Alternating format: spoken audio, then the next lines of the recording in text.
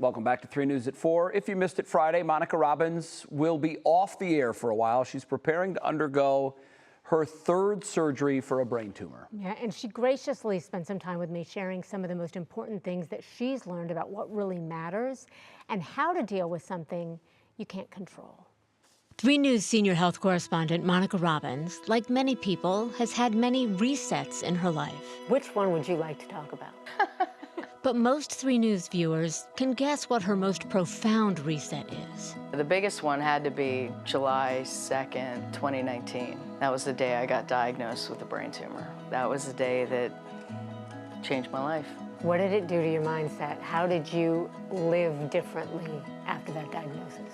You know, I realized quickly that I was so lucky that I do what I do for a number of reasons. I interview people all the time who were going through worse situations than mine, who were told they had 6 months to live, and I met them 10 years later. Or I met people who were at the end of their life, and I watched how they handled the inevitable with grace and dignity. And I learned from them. I listened to them. She says when she listened, there was one profound takeaway. One of the biggest lessons learned was they all were present. What happened yesterday doesn't matter.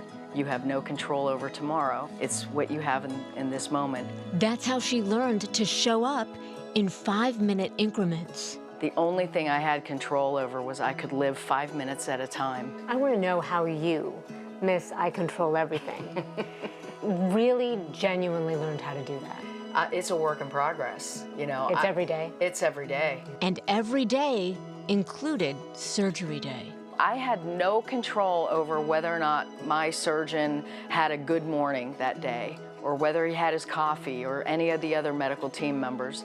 I had no control over any of that. You know what I had control over? My attitude going into that operating room. My attitude was gratitude. I wanted Deke to remember me smiling. The first time they led me down the hallway, I started singing. What were you singing? The only song that came to my mind was Proud Mary. Don't ask me why. You were singing Proud Mary going into surgery. And the orderly who was pushing me down, he started singing it with me. Left a good job. Hey.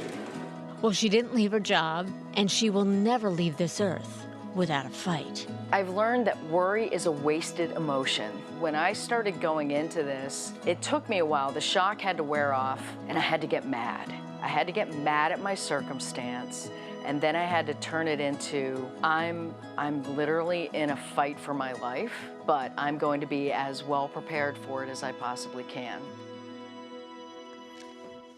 So learn to be present, she says, recognize what you can and cannot control, and do not waste your time and energy worrying. She shared so much more too. So at 6 o'clock, you'll learn the one thing that she did that she says literally saved her life, and it's something everyone can do. And she also talks about what all of you have done to keep her strong.